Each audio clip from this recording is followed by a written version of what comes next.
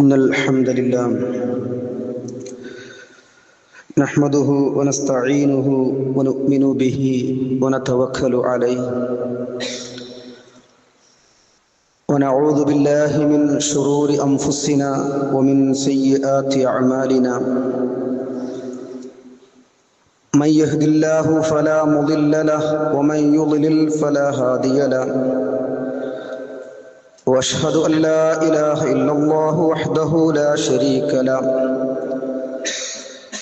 وأشهد أن محمدا عبده ورسوله أرسله بالهدى ودين الحق ليظهره على الدين كله ولو كره المشركون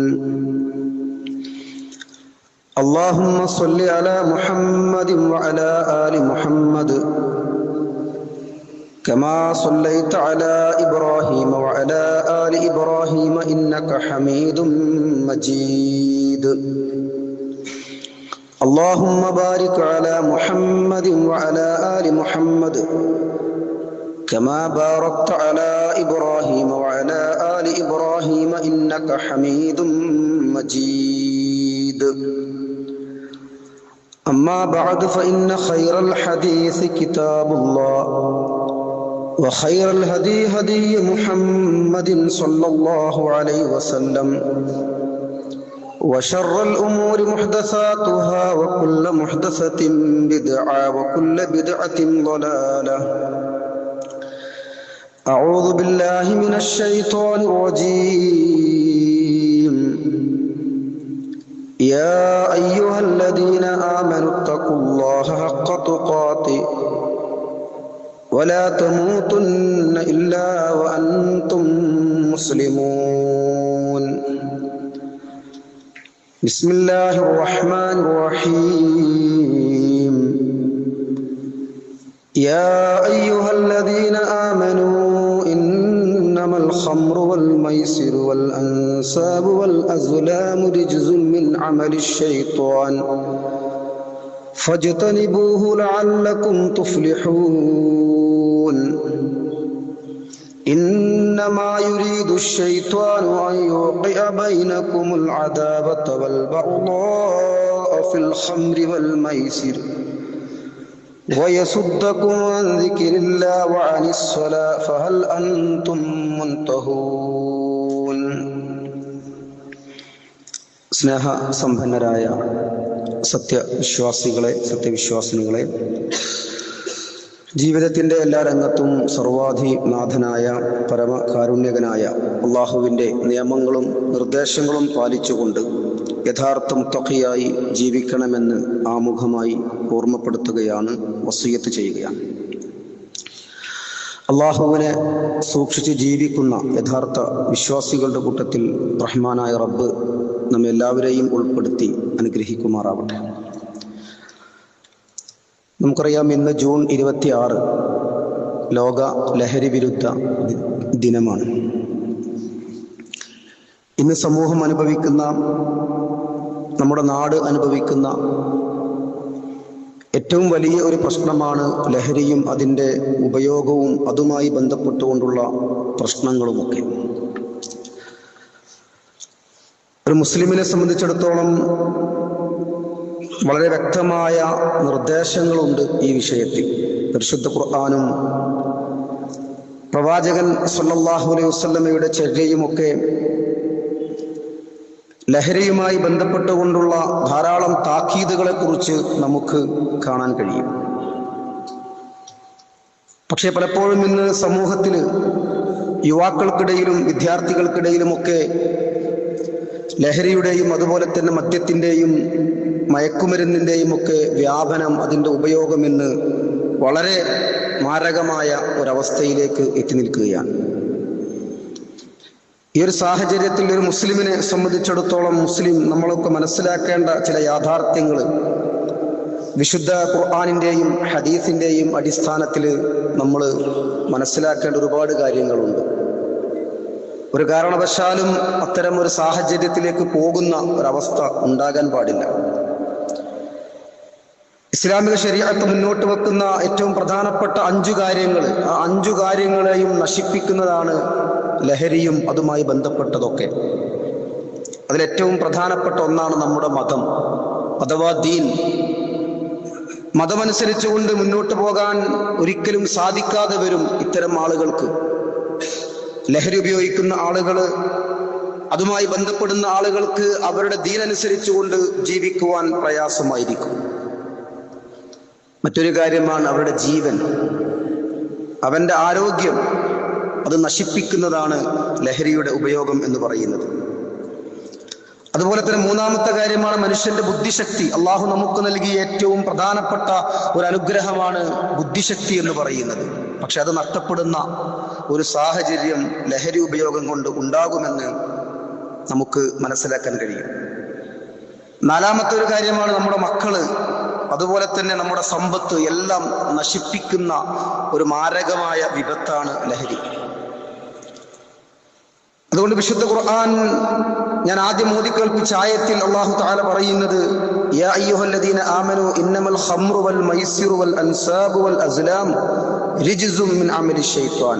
വിശ്വാസികളെ, ഇന്നമൽ ഖംർ മദ്യം, അതുപോലെ തന്നെ വൽ മൈസിർ ചൂതാട്ടം, വൽ അൻസാബ് പ്രതിഷ്ഠകൾ വെക്കുന്നത്, വൽ അസ്ലാം പ്രശ്നം നോക്കുന്നത്, ഇതെല്ലാം പിശാചിന്റെ പ്രവർത്തനങ്ങളിൽപ്പെട്ടതാണ്. ഫജ്തനിബൂഹു, നിങ്ങളത് ഉപേക്ഷിക്കണം. ലഅല്ലക്കും തുഫ്ലിഹൂൻ, നിങ്ങൾക്ക് വിജയിക്കാൻ കഴിയും എന്നാണ് അല്ലാഹു തആല പറയുന്നത്. ഇന്നമാ യുരീദു ശൈത്വാനു അൻ യുഖിയ ബൈനകുമുൽ അദാവത വൽ ബഅള. തീർച്ചയായും പിശാച് ആഗ്രഹിക്കുന്നത്, ഈ മദ്യത്തിലൂടെയും ലഹരിയിലൂടെയും ഒക്കെ ആഗ്രഹിക്കുന്നത് പരസ്പരമുള്ള ശത്രുതയും കോപവും ഒക്കെയാണ്. ഫിൽ ഖംറി വൽ മൈസിർ വയസുദ്ദക്കും അൻ ദിക്രില്ലാ. അള്ളാഹുവിനെ കുറിച്ചുള്ള ഓർമ്മകൾ അതില്ലാതാകും, അതിനെ തടയും മദ്യം, അതുപോലെ തന്നെ ചൂതാട്ടവും ഒക്കെ. അതുമാത്രമല്ല വഅനിസ്സലാ, നമസ്കാരത്തെ പോലും തടയും. ഫഹൽ അൻതും മുൻതഹൂൻ, ഇനിയും നിങ്ങൾ വിരമിക്കുന്നില്ലേ എന്നുള്ളതാണ്. മനുഷ്യ ജീവിതത്തിന്റെ എല്ലാ ലക്ഷ്യങ്ങളും തകർത്തെറിയുന്നതാണ് ലഹരിയുടെ ഉപയോഗം എന്ന് പറയുന്നത്. എത്രയോ കൊലപാതകങ്ങള്, എത്രയോ കുടുംബ കലഹങ്ങള്, എത്രയോ പ്രശ്നങ്ങൾ സമൂഹത്തിൽ ഉണ്ടാകുന്നത് ഈ മദ്യത്തിന്റെ ഉപയോഗം കൊണ്ടാണ്. എത്രയെത്ര പ്രശ്നങ്ങളാണ് ഇന്ന് ഓരോ കുടുംബങ്ങളും അനുഭവിച്ചു കൊണ്ടിരിക്കുന്നത്. ഭാര്യയും ഭർത്താവും തമ്മിലുള്ള പ്രശ്നങ്ങള്, മക്കളും മാതാപിതാക്കളും തമ്മിലുള്ള പ്രശ്നങ്ങള്, സമൂഹത്തിലുണ്ടാകുന്ന പ്രശ്നങ്ങള്, ഇതൊക്കെ യഥാർത്ഥത്തിൽ ഈ ലഹരി പദാർത്ഥങ്ങളുടെ ഉപയോഗം കൊണ്ടാണ് എന്ന് നമുക്ക് മനസ്സിലാക്കാൻ കഴിയും. അതുകൊണ്ട് പ്രവാചകൻ സല്ലല്ലാഹു അലൈഹി വസല്ലം പറഞ്ഞു, കുല്ലു മുസ്കരിൻ ഹറാം, ലഹരി ഉണ്ടാക്കുന്ന എല്ലാം നിഷിദ്ധമാണ്. അത് ചെറുതല്ലേ, അതിന്റെ പേര് മാറ്റിക്കൊണ്ട് പലപ്പോഴും ആളുകൾ ഇന്ന് അത് ഉപയോഗിക്കുകയാണ്. റസൂലുള്ളാഹി പറഞ്ഞത്, മാ അസ്കറ കസീറത്തുൻ ഫഖലീലുഹു ഹറാം. അത് എത്ര അധികമായാലും എത്ര കുറച്ചായാലും അത് ഹറാമാണ് എന്നാണ് റസൂലുള്ളാഹി സ്വല്ലല്ലാഹു അലൈഹി വസല്ലം വിശദീകരിക്കുന്നത്. മദ്യവുമായി ബന്ധപ്പെടുന്ന, ലഹരിയുമായി ബന്ധപ്പെടുന്ന 10 ആളുകളെ അള്ളാഹുവിന്റെ പ്രവാചകൻ സല്ലല്ലാഹു അലൈഹി വസല്ലമ ശപിച്ചിരിക്കുന്നു. റബ്ബ് സുബ്ഹാനഹു തആല ശപിച്ചിരിക്കുന്നു എന്നാണ് പ്രവാചകൻ പറഞ്ഞത്. 10 ആളുകൾ. ഒന്നാമത് പറയുന്നത് ലഹരി നിർമ്മിക്കുന്നവൻ, അതുണ്ടാക്കുന്നവൻ. രണ്ടാമത്തെ ആള് അത് നിർമ്മിക്കാൻ വേണ്ടി ആവശ്യപ്പെടുന്നവൻ, അവനെയും അള്ളാഹു ശപിച്ചിട്ടുണ്ട്. അത് കുടിക്കുന്നവൻ, അത് ചുമക്കുന്നവൻ, അത് സ്വീകരിക്കുന്നവൻ, അത് മറ്റുള്ളവർക്ക് മുമ്പിൽ വിളമ്പുന്നവൻ, അത് വിൽക്കുന്നവൻ, അതിൽ നിന്നും വരുമാനം കണ്ടെത്തുന്ന ആളുകള്, മറ്റൊരാൾക്ക് വേണ്ടി വാങ്ങിക്കൊണ്ടു കൊടുക്കുന്ന ആളുകള്, തനിക്ക് വേണ്ടി വാങ്ങാൻ ആവശ്യപ്പെടുന്ന ആളുകള്, ഇങ്ങനെ പറയപ്പെടുന്ന 10 ആളുകളെ അള്ളാഹു ശപിച്ചിരിക്കുന്നു എന്നാണ് റസൂലുള്ളാഹി സ്വല്ലല്ലാഹു അലൈഹി വസല്ലം വിശദീകരിച്ചിട്ടുള്ളത്. അതുകൊണ്ട് ഒരിക്കലും അത്തരം ലഹരി പദാർത്ഥങ്ങളുമായുള്ള ഒരു നിലക്കുമുള്ള ബന്ധങ്ങൾ ഉണ്ടാകാൻ പാടില്ല. അത് കുടുംബത്തിന് മാത്രമല്ല, അത് സമൂഹത്തിന് മാത്രമല്ല, വ്യക്തികൾക്കും അവരുടെ ജീവിതത്തിൽ ഉണ്ടാകുന്ന ഒരുപാട് പ്രശ്നങ്ങളുണ്ട്. വ്യക്തിപരമായി നോക്കുമ്പോൾ അവന്റെ ബുദ്ധിശക്തി നഷ്ടപ്പെടുന്നു. ഒന്നാമത് ഞാൻ പറഞ്ഞല്ലോ, അവന്റെ ബുദ്ധിശക്തി, അവന്റെ ഉമ്മയാരാണ്, അവന്റെ പെങ്ങളാരാണ്, ഭാര്യയാരാണ് എന്ന് തിരിച്ചറിയാൻ പോലും കഴിയാതെ പിഞ്ചു പൈതങ്ങളെ പോലും കൊന്നൊടുക്കുന്ന ഒരു സാഹചര്യം ഇതിന്റെ ഉപയോഗം കൊണ്ടുണ്ടാകുന്നു എന്നുള്ളതാണ്. അതുപോലെ തന്നെ അവൻ ആരോഗ്യം നശിക്കും, അല്ലേ? തന്റെ ആരോഗ്യവുമായി ബന്ധപ്പെടുന്ന അതിന് നാശമുണ്ടാക്കുന്ന രീതിയിലുള്ള ഒരു പ്രവർത്തനവും ഉണ്ടാകാൻ പാടില്ല. അത് ചെറിയ രൂപത്തിലാണെങ്കിലും വലിയ രൂപത്തിലാണെങ്കിലും മാനസികമായ ഒരുപാട് സംഘർഷങ്ങള്. എത്രയോ യുവാക്കള് ഡി അഡിക്ഷൻ സെന്ററുകളിൽ കൊണ്ടുപോയി അവിടെ പ്രത്യേകമായ സെല്ലുകളിൽ പാർപ്പിച്ചിരിക്കുകയാണ്. ചെറുപ്രായത്തിൽ ഇതിന് അഡിക്റ്റായ ആളുകൾ. സഹോദരങ്ങൾ, അതുകൊണ്ട് അവന്റെ വ്യക്തി ജീവിതം നശിക്കുന്ന, അവന്റെ കുടുംബജീവിതം നശിക്കുന്ന മാരകമായ അവസ്ഥയാണ് ലഹരി എന്ന് പറയുന്നത്. അതുപോലെ തന്നെ വിദ്യാർത്ഥികളാണെങ്കിൽ അവരുടെ പഠനം അതോടുകൂടി നശിച്ചു പോകുന്ന അവസ്ഥയാണ്. വലിയ കലാലയത്തിൽ കൊണ്ടുപോയി പഠിക്കുന്നു. കേരളത്തിലും പുറത്തുമൊക്കെ വലിയ വലിയ കലാലയങ്ങൾ കൊണ്ടുപോയി നമ്മുടെ മക്കള് നമ്മളവിടെ ആ മക്കളെ ചേർക്കുമ്പോൾ ഒരുപാട് പ്രതീക്ഷകൾ നമുക്കുണ്ട്. പക്ഷേ പലപ്പോഴും അവിടെയുള്ള കൂട്ടുകെട്ടിലൂടെ ലഹരി പദാർത്ഥങ്ങൾക്ക് അടിമപ്പെട്ടുകൊണ്ട് അവരുടെ പഠനം പോലും നഷ്ടപ്പെടുത്തുന്ന മാത്രമല്ല അത്തരം ജീവിതം പോലും നശിപ്പിക്കുന്ന അവസ്ഥയിലേക്ക് എത്തുകയാണ്. അടുത്തൊരു കാര്യം, ആത്മവിശ്വാസക്കുറവ് അവൻക്കുണ്ടാകും. അവൻക്കൊന്നിലും ഒരു കോൺസെൻട്രേറ്റ് ചെയ്യാൻ പറ്റുകയില്ല. ഒരു കാര്യത്തിലും അവർക്കൊന്നും ചെയ്യാൻ കഴിയുകയില്ല. അവന്റെ ആരാധനകള്, അവന്റെ കടമകള്, അള്ളാഹുവിനുള്ള ബാധ്യതകള്, കടമകള് അതുപോലെ വിസ്മരിക്കുന്ന സാഹചര്യങ്ങള് ഈ ലഹരി പദാർത്ഥത്തിന്റെ ഉപയോഗം കൊണ്ട് ഉണ്ടാകുമെന്നുള്ളത് ഇസ്ലാം നമ്മളെ പഠിപ്പിക്കുകയാണ്. ഇനി നമ്മുടെ സമൂഹത്തിലേക്ക് ഇറങ്ങുമ്പോൾ കുടുംബ കലഹങ്ങള് വർദ്ധിച്ചു കൊണ്ടിരിക്കുകയാണ്. എത്രയെത്ര സ്ത്രീകൾ കൊല്ലപ്പെട്ടുകൊണ്ടിരിക്കുന്നു, എത്രയെത്ര മക്കള്, കുടുംബങ്ങൾ തകർന്നുകൊണ്ടിരിക്കുന്നു. അതിന്റെ ഒക്കെ അടിസ്ഥാന കാരണം ലഹരിയായിരിക്കും. അല്ലേ? അപ്പൊ അതുകൊണ്ട് സാമൂഹികമായി ഒരുപാട് പ്രശ്നങ്ങളുണ്ട്. മാത്രവുമല്ല, വിവാഹമോചനങ്ങൾ ഉണ്ടാകുന്നു, ദാമ്പത്യ ജീവിതത്തിൽ ഉണ്ടാകുന്ന പ്രശ്നങ്ങൾ ഉണ്ടാകുന്നു, സാമ്പത്തികമായ തകർച്ചകൾ ഉണ്ടാകുന്നു.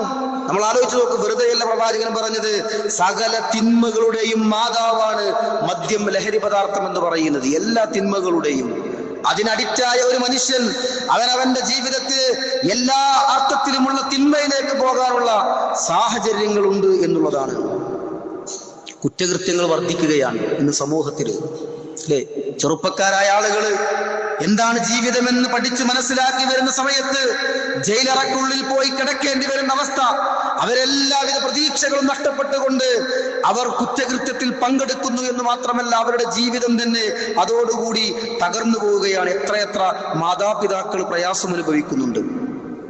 റോഡപകടങ്ങൾ ഇന്ന് വർദ്ധിച്ചു കൊണ്ടിരിക്കുകയാണ്. നമ്മളെത്ര ശ്രദ്ധിച്ചാലും മദ്യപിച്ചുകൊണ്ട് വാഹനം ഓടിക്കുന്ന ആളുകൾ അവരുണ്ടാക്കുന്ന അപകടങ്ങൾ എത്രയാണ്. ഓരോ ദിവസവും റോട്ടിൽ പൊലിയുന്ന ആളുകളുടെ എണ്ണം വർദ്ധിച്ചു വരികയാണ്. ഇതിന്റെയൊക്കെ ഒരു കാരണം ലഹരി പദാർത്ഥങ്ങളുടെ ഉപയോഗമാണ്. മാത്രമല്ല സാമൂഹികമായ സുരക്ഷ നഷ്ടപ്പെടുന്ന ഒരു അവസ്ഥയുണ്ടാകും. നമ്മുടെ മക്കളെ സ്കൂളിലേക്ക് പറഞ്ഞയക്കാൻ പറ്റാത്ത അവസ്ഥ, നമ്മുടെ മക്കൾക്ക് അങ്ങാടിയിലേക്ക് പോകാൻ പറ്റാത്ത അവസ്ഥ, പീഡനങ്ങളും പ്രയാസങ്ങളും ഉണ്ടാകുന്നു. അങ്ങനെ സാമൂഹികമായ സുരക്ഷ പോലും നഷ്ടപ്പെടുന്ന അവസ്ഥയിലേക്ക് ലഹരി ഉപയോഗം കൊണ്ടുള്ള ആ ഒരു വലിയ അവസ്ഥയിലേക്ക് മനുഷ്യർ എത്തിപ്പെടും എന്നുള്ളതാണ്. മാത്രവുമല്ല, എങ്ങനെയാണ് ആളുകൾ ഇതിലേക്ക് എത്തുന്നത് നമ്മൾ ചിന്തിക്കണം. പ്രത്യേകിച്ച് യുവാക്കളും വിദ്യാർത്ഥികളും ഒക്കെ ലഹരിയിലേക്ക് എത്തിപ്പെടാൻ ഒരുപാട് കാരണങ്ങളുണ്ട്. അതിൽ ഒന്നാമത്തെ കാരണം അവരുടെ കൂട്ടുകെട്ടാണ്. ഒരു 10-15 വർഷമൊക്കെ കഴിഞ്ഞ് ഡിഗ്രിക്കൊക്കെ പഠിക്കുന്ന ആ ഒരു സമയമെത്തുമ്പോ അവരുടെ ക്യാമ്പസുകളിൽ അവർക്കുണ്ടാകുന്ന കൂട്ടുകെട്ടുകള് അതിലൂടെ പലപ്പോഴും ലഹരിയിലേക്ക് ആളുകൾ എത്തുകയാണ്. രണ്ടാമത്തെ കാരണം, ഒരു രസത്തിന് വേണ്ടി ലഹരി ഉപയോഗിക്കുന്ന ആളുകളുണ്ട്. 4 ആളുകൾ കൂടുമ്പോ, ഒരു ടൂറ് പോകുമ്പോ, എന്തെങ്കിലുമൊക്കെ ഒരു ഫംഗ്ഷൻ ഉണ്ടാകുമ്പോ, ഇന്ന് ആഘോഷം എന്ന് പറയുമ്പോ എല്ലാവരുടെയും മനസ്സിലേക്ക് എത്തുന്നത് ലഹരിയാണ്. കല്യാണത്തിന്റെ തലേ ദിവസം ലഹരി വിളമ്പുന്ന ആളുകള്, എന്തെങ്കിലുമൊക്കെ ഒരു ഫംഗ്ഷൻ ഉണ്ടാകുമ്പോ ലഹരി ഇല്ലെങ്കിൽ അതൊന്നും ഒരു ആഘോഷമല്ല എന്ന് ആളുകൾക്ക് അതൊരു വലിയ സ്റ്റാറ്റസ് ആയി കൊണ്ട് നടക്കുന്ന ആളുകള്, അങ്ങനെ ഒരു കൗതുകത്തിന് വേണ്ടി, ഒരു രസത്തിന് വേണ്ടി മദ്യം ഉപയോഗിക്കുന്ന ആളുകൾ പിന്നീട് അതിന് അഡിക്റ്റായി മാറുകയാണ്. സോഷ്യൽ മീഡിയയുടെ ഉപയോഗം, സിനിമകള്, അതുപോലെ തന്നെ അത്തരത്തിലുള്ള മീഡിയയിലൂടെ അവർ കാണുന്ന ഇത്തരം കാര്യങ്ങള് അത് അവരുടെ ജീവിതത്തിൽ വലിയ സ്വാധീനമുണ്ടാക്കുകയാണ്. മറ്റൊരു കാര്യം, കുടുംബത്തിൽ നിന്നുള്ള ശ്രദ്ധക്കുറവ് പലപ്പോഴും ഇത്തരം അവസ്ഥയിലേക്ക് എത്തിക്കും. നമ്മുടെ മക്കൾ ആരോടാണ് കൂട്ടുകൂടുന്നത്, അവരുടെ ക്യാമ്പസിന്റെ അവസ്ഥ എന്താണ്, അവരുടെ മറ്റുള്ള ആളുകളുമായുള്ള ബന്ധങ്ങൾ എന്താണ് എന്ന് പലപ്പോഴും രക്ഷിതാക്കൾ ശ്രദ്ധിക്കുന്നില്ല. കണ്ണു ചുവന്ന് വീട്ടിലേക്ക് വരുമ്പോഴാണ് അറിയുന്നത് എന്റെ മകൻ അതിന് അഡിക്റ്റായി പോയിട്ടുണ്ട്. അതല്ലെങ്കിൽ അവന്റെ പഠനം കഴിഞ്ഞ് 4-5 വർഷം കഴിഞ്ഞ് അവൻ വീട്ടിലേക്ക് എത്തുമ്പോഴാണ് അവൻ താളം തെറ്റിയിട്ടുണ്ട്. എത്ര മാതാപിതാക്കളെ കഴുത്തറുത്ത് കൊന്ന വാർത്ത നമ്മൾ കേട്ടിട്ടുണ്ട്. അതുകൊണ്ട് സഹോദരങ്ങളെ, നമ്മുടെ വ്യക്തി ജീവിതത്തിലും കുടുംബ ജീവിതത്തിലുമൊക്കെ മാരകമായി ഉണ്ടാകുന്ന ഒരവസ്ഥയാണ് ലഹരി പദാർത്ഥങ്ങൾ കൊണ്ട് ഉണ്ടാകുന്നത്. ആത്മീയതയുടെ കുറവ് അത് നമ്മളെ ഇതിലേക്ക് എത്തിക്കും. എന്താണ് മതം, എന്താണ് ദീന്, എന്താണ് അള്ളാഹുവിനെ കുറിച്ചുള്ള കൃത്യമായ അറിവില്ലാത്തൊരു മനുഷ്യനെ സംബന്ധിച്ചിടത്തോളം അവൻക്ക് യഥാർത്ഥമായ മാർഗത്തിലേക്ക് എത്താൻ അവർക്ക് പ്രയാസമാകും. ഇനി ഇതിനൊരുപാട് പരിഹാരങ്ങൾ ഇസ്ലാം പറയുന്നുണ്ട്. ഇതിനഡിക്റ്റായ ആളുകൾ, ഇതുമായി ബന്ധപ്പെടുന്ന ആളുകൾ, അവരതിൽ നിന്നും രക്ഷപ്പെടുത്തേണ്ട ബാധ്യത നമുക്ക് ഓരോരുത്തർക്കുമുണ്ട്. നമ്മുടെ ഗവൺമെന്റ് പോലും ഇന്ന് അതിനെതിരെ ശക്തമായ പ്രതിരോധ പ്രവർത്തനങ്ങൾ ചെയ്യുകയാണ്. ഓപ്പറേഷൻ തൂഫാൻ എന്ന് പറഞ്ഞുകൊണ്ട് എല്ലാ അർത്ഥത്തിലും അതുമായി ബന്ധപ്പെടുന്ന അതിന്റെ അടിവേരറുക്കുന്ന രീതിയിലുള്ള പദ്ധതികളും പ്രവർത്തനങ്ങളുമായി മുന്നോട്ട് പോകുമ്പോൾ മഹല്ലിലെ ആളുകൾക്കും കുടുംബത്തിലെയും വ്യക്തിയിലെയും അതുപോലെയുള്ള മുഴുവൻ എല്ലാവിധ സംഘടനകൾക്കും സംവിധാനങ്ങൾക്കും ഒക്കെ ഒരുപാട് ബാധ്യതകൾ ഈ വിഷയത്തിലുണ്ട് എന്നുള്ളത് നമ്മളാരും വിസ്മരിക്കാൻ പാടില്ല. അതിൽ നിന്നും രക്ഷപ്പെടാനുള്ള ഒരു മാർഗം നമസ്കാരം നമ്മുടെ ജീവിതത്തിൽ ഉണ്ടാകണം. നമ്മുടെ മക്കളെ ചെറുപ്പത്തിൽ തന്നെ നമസ്കാരം ശീലിപ്പിക്കണം. വിശുദ്ധ ഖുർആൻ പറഞ്ഞല്ലോ, ഇന്നസ്സലാത്ത തൻഹാ അനിൽ ഫഹ്ശാഇ വൽ മുൻകർ. നമസ്കാരം എന്ന് പറയുന്നത് സകല തിന്മകളിൽ നിന്നും ആളുകളെ അകറ്റി നിർത്തുമെന്നുള്ളതാണ്.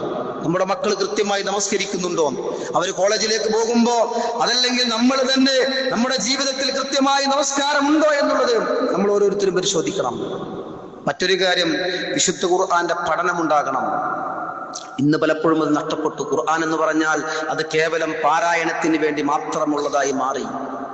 വ്യവസ്ഥാപിതമായി ഖുർആൻ പഠിക്കുന്ന സാഹചര്യങ്ങൾ ഇന്ന് നമുക്കുണ്ടോ എന്നുള്ളത് നമ്മൾ ചിന്തിക്കണം. ഖുർആൻ പഠിക്കുമ്പോഴാണ് നമ്മുടെ ഹൃദയത്തിൽ മാറ്റങ്ങൾ ഉണ്ടാകുന്നത്. അതുകൊണ്ട് ആഴ്ചയിൽ ഒരിക്കലെങ്കിലും നമ്മുടെയൊക്കെ നാടുകളിലുള്ള ഖുർആൻ പഠന ക്ലാസ്സുകൾ അതൊക്കെ സജീവമാക്കി ആ വിശുദ്ധ ഖുർആൻ പഠിക്കുന്ന സാഹചര്യമുണ്ട് എങ്കിൽ സഹോദരങ്ങളെ നമുക്ക് വിജയിക്കാൻ കഴിയും. ഖുർആൻ പഠിക്കുമ്പോൾ ഖുർആന്റെ പ്രത്യേകത, ഖുർആന്റെ ഏറ്റവും വലിയ പ്രത്യേകത അത് ഏറ്റവും ശരിയായ മാർഗത്തിലേക്ക് നമ്മളെ കൊണ്ടെത്തിക്കും എന്നുള്ളതാണ്. ഖുർആൻ പറഞ്ഞ ഒരു കാര്യം അത് തെറ്റാണ് എന്ന് ലോകത്ത് ഒരാൾക്കും പറയാൻ കഴിയില്ല. അതാണ് ഖുർആന്റെ പ്രത്യേകത.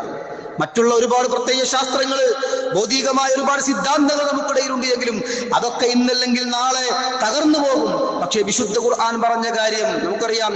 ലഹരിയുമായി ബന്ധപ്പെട്ടുകൊണ്ട് വിശുദ്ധ ഖുർആൻ പറഞ്ഞ ഓരോ കാര്യങ്ങളും 1400 വർഷങ്ങൾക്ക് മുമ്പ് ഇസ്ലാം നമ്മളെ പഠിപ്പിച്ച കാര്യമാണ്. പക്ഷേ പലപ്പോഴും മുസ്ലിങ്ങളായ ആളുകൾ പോലും ഇത്തരം തിന്മയിലേക്ക് പോകുന്നത് ഇതിനെക്കുറിച്ച് കൃത്യമായ ഒരു ധാരണ ഇല്ലാത്തത് കൊണ്ടാണ്. അതുകൊണ്ട് ഖുർആനിന്റെ പഠനം സാർവത്രികമാക്കണം.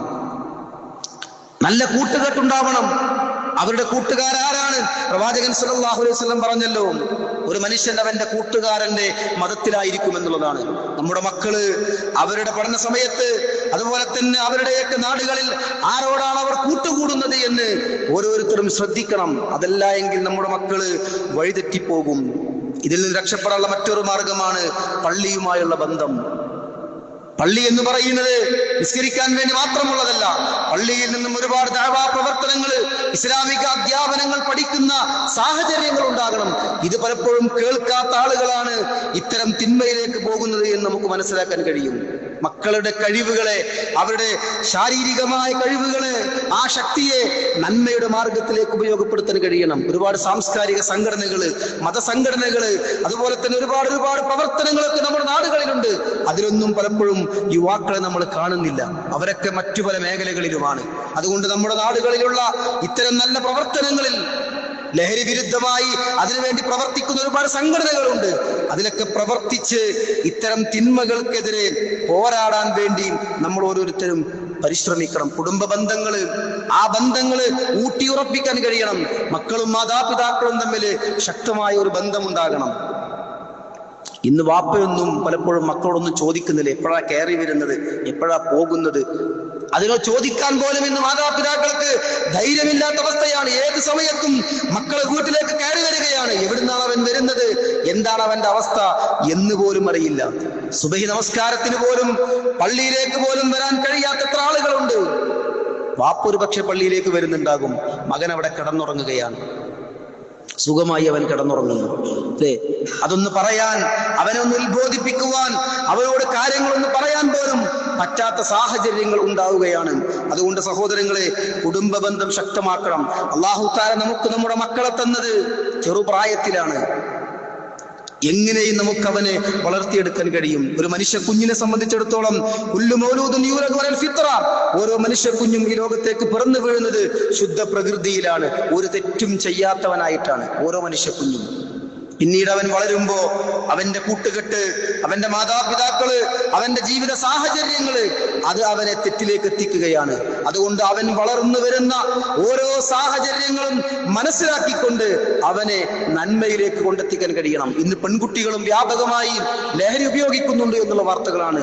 8ാം ക്ലാസ്സിൽ പഠിക്കുന്ന, +2 പഠിക്കുന്ന കുട്ടികൾ വരെ മദ്യപിച്ചുകൊണ്ട് ക്ലാസ്സിലെത്തുന്നു എന്നുള്ള വാർത്തകൾ നമ്മൾ കേൾക്കുകയാണ്.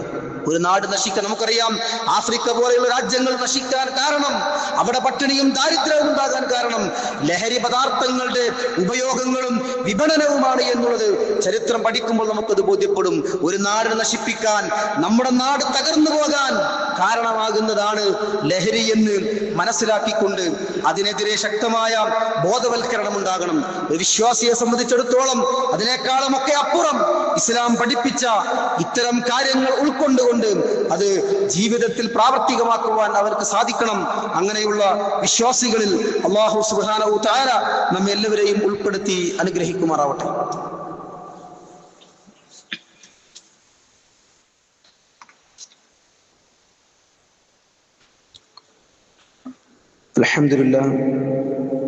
അൽഹംദുലില്ലാഹി റബ്ബിൽ ആലമീൻ അസ്സലാത്തു വസ്സലാമു അലാ റസൂലില്ലാഹി വഅലാ ആലിഹി വഅസ്ഹാബിഹി അജ്മഈൻ. അമ്മാ ബഅദ്.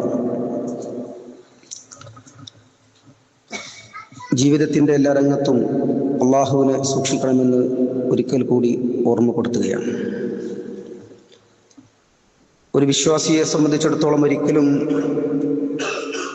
എത്തിപ്പെടാൻ പറ്റാത്ത ഒരു അവസ്ഥയാണ് ഈ ലഹരി എന്ന് പറയുന്നത്. ഒരിക്കലും അവിടേക്ക് പോകാൻ, അതുമായി ഒരിക്കലും ബന്ധം പോലും സ്ഥാപിക്കാൻ പാടില്ല. ഈ ലോകത്ത് അത് ഉണ്ടാക്കുന്ന ഒരുപാട് അപകടങ്ങളെ കുറിച്ചാണ് വിശദീകരിച്ചത്. എന്നാൽ ഇതിനേക്കാളും ഒക്കെ അപ്പുറം നാളെ പാരത്രികമായ ലോകത്ത് ലഹരി ഉപയോഗിക്കുന്ന ആളുകൾ അനുഭവിക്കുന്ന ഭയാനകമായ അവസ്ഥകളെ കുറിച്ച് പ്രവാചകൻ സല്ലല്ലാഹു അലൈഹി വസല്ലമ വിശദീകരിച്ചിട്ടുണ്ട്. റസൂലുള്ളാഹി സ്വല്ലല്ലാഹു അലൈഹി വസല്ലം പറഞ്ഞത്, ലഹരി ഉപയോഗിക്കുന്ന ആളുകൾ, മദ്യം ഉപയോഗിക്കുന്ന ആളുകൾ, അവർക്ക് നാളെ തീനത്തുൽ ഖബാൽ എന്ന് പറയുന്ന ഒരു പാനീയം അവർക്ക് കുടിക്കാൻ കൊടുക്കും.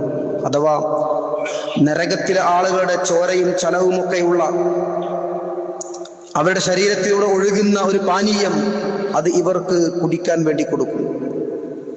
അതിൽ നിന്നും ഒരു തുള്ളി പാനീയം ഈ ഭൂലോകത്തേക്കെങ്ങാനും ഉറ്റി വീണാൽ ഈ ഭൂലോകം മുഴുവൻ ദുർഗന്ധമാകും എന്നാണ് റസൂലുള്ളാഹി സ്വല്ലല്ലാഹു അലൈഹി വസല്ലമ പഠിപ്പിച്ചിട്ടുള്ളത്. അപ്പൊ അതുകൊണ്ട് ഈ ലോകത്തുള്ള ഒരുപാട് പ്രശ്നങ്ങൾ വ്യക്തിപരമായും സാമൂഹികപരമായും ഒക്കെ അവൻ അനുഭവിക്കുന്നുണ്ട് എങ്കിലും പരലോകത്ത് അവൻ അനുഭവിക്കുന്ന ഒരുപാട് പ്രശ്നങ്ങളുണ്ട്. മറ്റൊരു കാര്യം, അവന്റെ 40 ദിവസത്തെ നമസ്കാരം അല്ലാഹു തആല സ്വീകരിക്കുകയില്ല എന്ന് ഹദീസിൽ കാണാൻ കഴിയും. അവന്റെ നമസ്കാരങ്ങൾ, അവന്റെ ആരാധനകൾ അതൊരിക്കലും തന്നെ അല്ലാഹു തആല സ്വീകരിക്കുകയില്ല. മറ്റൊരു ഹദീസിൽ കാണുന്നത്, ലാ യദ്ഖുലുൽ ജന്നത മുദ്മിനുൽ ഖംർ, മദ്യത്തിന് അഡിക്റ്റായ ഒരു മനുഷ്യൻ ഒരിക്കലും സ്വർഗത്തിൽ പ്രവേശിക്കുകയില്ല. എത്ര ഗൗരവമുള്ള വിഷയമാണ് എന്ന് നമ്മൾ ഓരോരുത്തരും ചിന്തിക്കണം. പരലോകത്ത് ഒരാളും സഹായിക്കാനില്ലാത്ത ലോകത്ത് അല്ലാഹു സുബ്ഹാനഹു തആല നമ്മുടെ കർമ്മങ്ങൾ വിചാരണ ചെയ്യുമ്പോൾ അവിടെ പരാജയപ്പെടുന്ന ഒരു സാഹചര്യം ഉണ്ടാകും ലഹരി ഉപയോഗം കൊണ്ട്. അതുകൊണ്ട് ഈ ലോകത്ത് മാത്രമല്ല അതുകൊണ്ട് പ്രശ്നം, പരലോകത്തും ഒരുപാട് പ്രയാസങ്ങളും പ്രതിസന്ധികളും ഉണ്ടാകും. അള്ളാഹുവിന്റെ കോപത്തിന് വിധേയമാവും. അവന്റെ ജീവിതത്തിൽ ഒരു സമാധാനവും ഒരു സ്വസ്ഥതയും അവർക്ക് ലഭിക്കുകയില്ല. അവന്റെ മതവും അവന്റെ ആരാധനയും അവന്റെ ദീനുമായി ബന്ധപ്പെട്ട എന്തൊക്കെയുണ്ടോ അതെല്ലാം നഷ്ടപ്പെടുന്ന ഒരു അവസ്ഥയുണ്ടാകും. ലഹരി ഉപയോഗിച്ചുകൊണ്ട് എത്രയോ ആളുകൾ അതിനഡിക്റ്റായിക്കൊണ്ട് ഈ ലോകത്തോട് യാത്ര പറയുന്ന നമുക്ക് വാർത്തകൾ കേൾക്കാൻ കഴിയും. സഹോദരങ്ങളെ, അതുകൊണ്ട് ഇത്തരം മാരകമായ ഈ അവസ്ഥക്കെതിരെ ശക്തമായ പ്രതിരോധ പ്രവർത്തനങ്ങൾ ഉണ്ടാക്കിയെടുക്കാൻ നമുക്ക് കഴിയണം. അത് വ്യക്തിപരമായും സാമൂഹികപരമായും മഹല്ലടിസ്ഥാനത്തിലുമൊക്കെ ഇതിനെതിരെ ശക്തമായി പ്രതിരോധിക്കാൻ കഴിയണം. നമ്മുടെ മക്കൾ ഒരിക്കലും തന്നെ അത്തരം തിന്മയിലേക്ക് പോകാൻ പാടില്ല. അത്തരം ഒരു സാഹചര്യത്തിലേക്ക് നമ്മുടെ മക്കളോ കുടുംബങ്ങളോ എത്തിപ്പെടാൻ പാടില്ല. അവർക്കതിനുള്ള കൃത്യമായ അവബോധം ഉണ്ടാക്കി കൊടുക്കേണ്ട ബാധ്യത നമുക്ക് ഓരോരുത്തർക്കുമുണ്ട്. അതുകൊണ്ട് വിശുദ്ധ ഖുർആൻ പഠിക്കാനും പ്രവാചകൻ സല്ലല്ലാഹു അലൈഹി വസല്ലമയുടെ ചര്യകൾ പഠിക്കാനുമുള്ള സന്ദർഭവും സാഹചര്യങ്ങളും ഉണ്ടാക്കി കൊടുക്കണം. മദ്രസയിലൂടെയൊക്കെ ഇസ്ലാമിനെ കുറിച്ച് ചെറുപ്രായത്തിൽ തന്നെ പഠിക്കാനുള്ള അവസരങ്ങൾ നമ്മുടെ മക്കൾക്ക് ഉണ്ടാക്കി കൊടുക്കണം. അവരങ്ങനെ നമ്മൾ അവരെ അവഗണിച്ചു വിട്ടാൽ സഹോദരങ്ങളെ പലപ്പോഴും അവർ നമുക്ക് നഷ്ടപ്പെടുന്ന അവസ്ഥയുണ്ടാകും. അവരുടെ ബുദ്ധിശക്തിയും അവരുടെ കഴിവുമൊക്കെ നല്ല മാർഗത്തിൽ ഉപയോഗപ്പെടുത്താൻ വേണ്ടി നമ്മൾ കൃത്യമായ ഒരു പ്ലാനിങ് നമുക്കുണ്ട് എങ്കിൽ നമുക്ക് അവരെ രക്ഷപ്പെടുത്തിയെടുക്കാൻ കഴിയും. അവരുടെ ക്യാമ്പസിനെ കുറിച്ച് നമുക്കറിയാം, ഇപ്പോൾ വിദ്യാഭ്യാസത്തെ കുറിച്ചൊക്കെ ഏറെ ചിന്തിക്കുന്ന ഒരു സമയമാണ്. നമ്മുടെ മക്കളെ ഏത് ക്യാമ്പസിലാണ് കൊണ്ടുപോയി ചേർക്കുന്നത് അതിനെക്കുറിച്ച് നമ്മളൊന്ന് ആലോചിക്കണം. അവനക്ക് അവിടെ നമസ്കരിക്കാൻ സൗകര്യമുണ്ടോ? അതുപോലെ തന്നെ അവന്റെ അധ്യാപകരാരാണ്, അവന്റെ കൂട്ടുകെട്ട്, അവന്റെ ബന്ധങ്ങൾ, ആ സ്ഥാപനവുമായി ബന്ധപ്പെട്ട ഒരു ധാരണ നമുക്കുണ്ടാകണം. വലിയ പണം മുടക്കിക്കൊണ്ട് വലിയ കോഴ്സിലേക്ക് നമ്മൾ കൊണ്ടുപോയി ചേർക്കുമ്പോൾ ആ മക്കൾ ഒരു പക്ഷേ നമ്മുടെയൊക്കെ വീടുകളിൽ കൃത്യമായി നമസ്കരിക്കുന്ന ദീനുള്ള തൗഹീദുള്ള മക്കളായിരിക്കും. പക്ഷേ പലപ്പോഴും ഇത്തരം കേന്ദ്രങ്ങളിൽ എത്തിപ്പെടുമ്പോൾ അവർക്ക് അവരുടെ ജീവിതം നഷ്ടപ്പെടുന്ന അവസ്ഥയുണ്ടാകും. അതുകൊണ്ട് ഒരു ജാഗ്രത നമ്മുടെയൊക്കെ ഭാഗത്തുണ്ടാകണം. ഈ ലോകത്ത് മാത്രമല്ല, നാളെ പരലോകത്ത് വെച്ച് നമ്മുടെ മക്കൾ നമുക്കെതിരായി വരും. എന്റെ വാപ്പയും ഉമ്മയും എനിക്കിത് പറഞ്ഞു തന്നില്ല, ഇത്രയും ഭയാനകമായ അവസ്ഥയാണ് എന്ന് എനിക്കറിയില്ലായിരുന്നു എന്ന് മക്കൾ പറയുന്ന ഒരു സാഹചര്യം ഒരിക്കലും പരലോകത്തുണ്ടാകാൻ പാടില്ല. അതുകൊണ്ട് നമ്മുടെ മക്കൾ അമാനത്താണ്, അള്ളാഹു നമ്മളെ ഏൽപ്പിച്ചതാണ്. അവർക്ക് കേവലം ഭക്ഷണവും വസ്ത്രവും മാത്രം കൊടുത്താൽ പോരാ, അവരുടെ ജീവിതത്തിന് വഴികാട്ടിയായി മാറാൻ നമുക്ക് കഴിയണം. അത് രക്ഷിതാക്കളുടെ ബാധ്യതയാണ് എന്ന് മനസ്സിലാക്കിക്കൊണ്ട് ജീവിതത്തെ ക്രമീകരിക്കാൻ നമുക്ക് സാധിക്കണം. അങ്ങനെയുള്ള വിശ്വാസികളിൽ അള്ളാഹു സുബ്ഹാനഹു തആല നമ്മെല്ലാവരെയും ഉൾപ്പെടുത്തി അനുഗ്രഹിക്കുമാറാവട്ടെ. സാന്ദർഭികമായി ഒരു കാര്യം ഓർമ്മപ്പെടുത്തുകയാണ്. ഇന്നത്തെ കളക്ഷൻ സാമൂഹ്യക്ഷേമവുമായി ബന്ധപ്പെട്ടുകൊണ്ടുള്ളതാണ്. നിങ്ങളെല്ലാവരും ഉദാരമായി സംഭാവന ചെയ്യണമെന്ന് ഓർമ്മപ്പെടുത്തുകയാണ്. അള്ളാഹുവെ, അറിഞ്ഞുമറിയാതെയും ജീവിതത്തിൽ വന്നുപോയ പാപങ്ങൾ വിട്ട് പുറത്ത് മാപ്പാക്കി തരണേ തമ്പുരാനെ. അള്ളാഹുവെ, അന്ത്യ സമയത്ത് ലാ ഇലാഹ ഇല്ലല്ലാഹ് ഉച്ചരിച്ചുകൊണ്ട് ഈ ലോകത്തോട് യാത്ര പറയുന്ന യഥാർത്ഥ മുത്തഖീങ്ങളുടെ കൂട്ടത്തിൽ ഉൾപ്പെടുത്തി അനുഗ്രഹിക്കണം നാഥ. അള്ളാഹുവെ, ഞങ്ങളുടെ കൂട്ടത്തിൽ അസുഖങ്ങൾ കൊണ്ട് കഷ്ടപ്പെടുന്ന ധാരാളം ആളുകളുണ്ട്. അവരുടെ അസുഖങ്ങൾക്ക് നീ ശമനം നൽകി അനുഗ്രഹിക്കണം നാഥ. അള്ളാഹുവെ, ഞങ്ങളെ മക്കളെ നീ സ്വാലിഹായ സന്താനങ്ങളായി വളർത്തുന്ന തമ്പുരാനെ. اللهم اغفر للمؤمنين والمؤمنات والمسلمين والمسلمات الأحياء منهم والأموات إنك مجيب الدعوات يا قاضي الحاجات. اللهم أجرنا من النار، اللهم أجرنا من النار، اللهم أجرنا من النار. ربنا آتنا في الدنيا حسنة وفي الآخرة حسنة وقنا عذاب النار. آمين آمين برحمتك يا أرحم الراحمين.